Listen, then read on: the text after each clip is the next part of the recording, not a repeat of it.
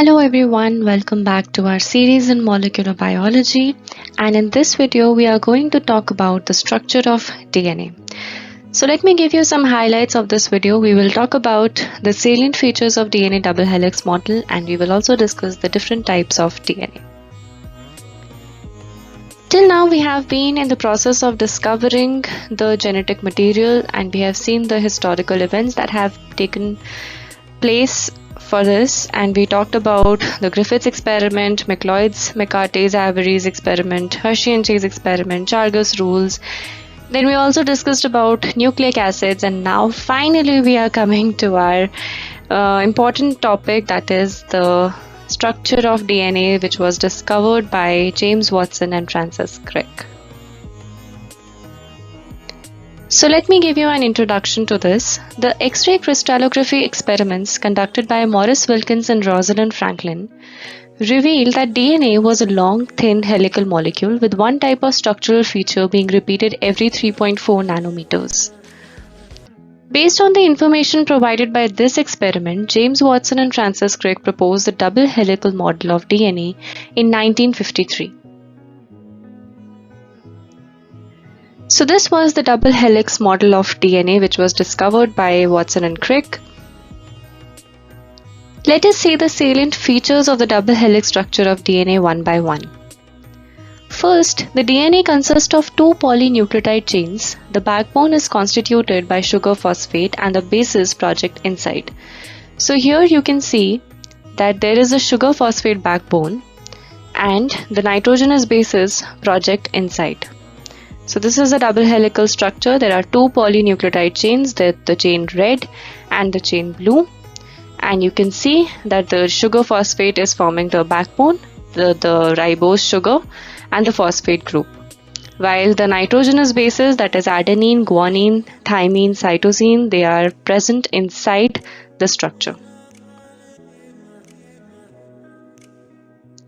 The two chains of DNA run in anti-parallel fashion with 5' to 3' polarity in one and 3' to 5' in other chains. So 5' to 3' in one and 3' to 5' in the other. So this is the polarity. So this is a 5' end and this is a 3' end. So 5' end is with respect to the carbon of the ribose sugar, 5' carbon, and 3' end is with respect to the 3' OH attached to the the OH attached to the 3' carbon of the ribose sugar. So this is how we form the 5' to 3', and the polarity is different or opposite on both the strands. The bases in two strands are paired through hydrogen bonds forming base pairs. The abbreviation for base pairs is BP. So you can see that the adenine, that is A, forms two hydrogen bonds with thymine from the opposite strand. So you can see adenine is forming bonds with thymine and there are two hydrogen bonds between them. Then we have guanine G, which forms three hydrogen bonds with cytosine from opposite strands. So we have guanine and cytosine forming attached together by three hydrogen bonds. Each turn of double helix or the pitch of the helix is 3.4 nanometers. So you can see that this is the pitch, which is 3.4 nanometers. It has roughly 10 base pairs. Actually, this is not exactly 3.4 nanometers, but from this to this is 3.4 nanometers. And each turn, basically this region consists of 10 base pairs in each turn. The distance between two adjacent base pairs is approximately equal to 0.34 nanometers. So two adjacent base pairs has a distance of 0.34 nanometers.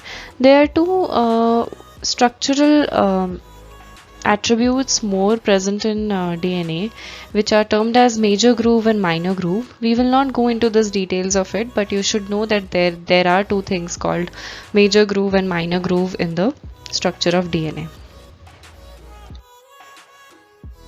Next is the plane of one base pair stacks over the other in double helix. This, in addition to hydrogen bonds, confers stability to the helical structure. So each base pair stacks one over the other like this, and they are packed together in a manner that they form a turn, and then this also provides stability to the helical structure. So if the hydrogen bonds are the one which provide stability, and followed by the stacking of these base pairs over one another is another reason which provides stability to the structure. There are three types of linkages in a polynucleotide chain. We have discussed this before in nucleic acids, but we are repeating it because we are discussing DNA here. So first is hydrogen bonds which occurs between the nitrogenous bases, the N-glycosidic linkages which occurs between pentose sugar and nitrogenous base. This is a characteristic of nucleoside mainly. Also a part of nucleotide, but mainly nucleoside you can see the N-glycosidic linkage. Then the last one is phosphodiester linkage between phosphate group and 5' OH of a nucleoside. A nucleotide is formed. So when there is a phosphate group attached to a nucleoside, it forms a nucleotide, and that linkage is actually a phosphodiester linkage. Coming to the types of DNA now, there are 5 types of DNA: aDNA, bDNA, zDNA, cDNA and ddNA. So let us discuss them all together. So this is how they look like: aDNA, bDNA, zDNA, cDNA and ddNA. Let's discuss them one by one. bDNA. The right-handed Watson-Crick helix is idealized version of what is called bDNA. So the structure, the salient features we studied before were basically for the bDNA. So Watson and Crick ideal structure of DNA is actually bDNA. So you should know that there are left-handed double helix and right-handed double helix. So it's the manner in which the helix is twisted. So the bDNA is a right-handed helix, double helix.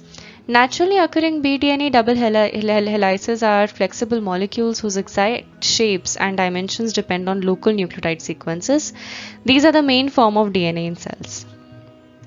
Then we have aDNA. In very high humidity, the crystallographic structure of bDNA changes to A form. aDNA is more compact than bDNA. Base pairs are not perpendicular to the axis but tilted at an angle of 20 degrees with respect to the helical axis. It is a right-handed double helix only. Then we come to the zDNA. It is a left-handed helix, has a zigzag like Z appearance, known to occur when there are repeated purine and pyrimidine GC-rich sequences basically. So zDNA is the only type of DNA which is left-handed twisted, okay, and it has a zigzag-like appearance, inclined at 9 degrees to the helical axis. cDNA is right-handed double helix tilted at an angle of 7.8 degrees, formed at 66% relative humidity in the presence of lithium ions. ddNA is again a right-handed double helix tilted at an angle of 16.7 degrees. So this is finally all the types of DNA summarized on a picture: aDNA, bDNA, zDNA, cDNA and ddNA.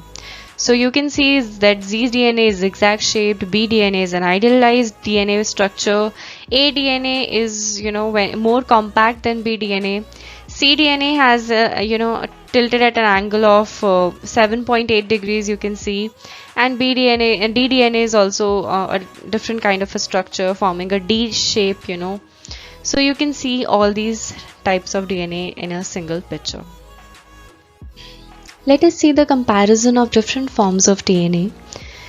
So these are the different types of DNA: A, B, Z, C, D, and we'll see how they are different from each other in a comparative manner. So coming to the helix sense, we can see that all the DNAs except zDNA is right-handed double helix, while zDNA is the left-handed double helix. Then coming to the diameters, they also vary respectively. For A, it's 25.5 angstrom. For B, it's 23.7 angstrom.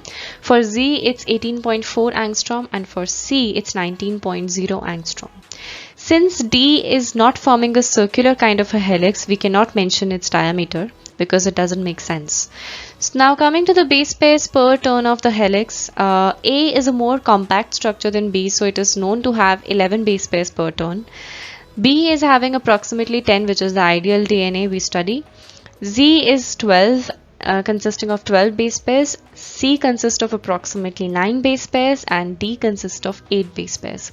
The base pair tilt angle also varies in different DNAs. So 20 degrees in A, 1 in B, 9 degrees in Z, 7.8 degrees in C, and 16.7 degrees in D. So these are some basic structural differences between the different types of DNA. And bDNA is the ideal DNA which we study and is most commonly found in all the cells. So this is an end to this video. Thank you for watching this video and staying tuned with us for this series. So we finally discussed the structure of DNA proposed by Watson and Crick in 1953. These are the salient features which you should know for the structure of DNA and which may be asked. We are now going to move ahead and discuss about the properties of genetic material and central dogma in the upcoming video. So we'll see how RNA acts as a genetic material and what are the different properties which are required for any nucleic acid to act as a genetic material. We'll discuss the central dogma, and finally we will come to the major processes of molecular biology, that is replication, transcription and translation. So if you like this video and you found this video informative, please like, subscribe and share. Follow us on Instagram, and for any queries or suggestions, please write to us at the given email address. Thank you.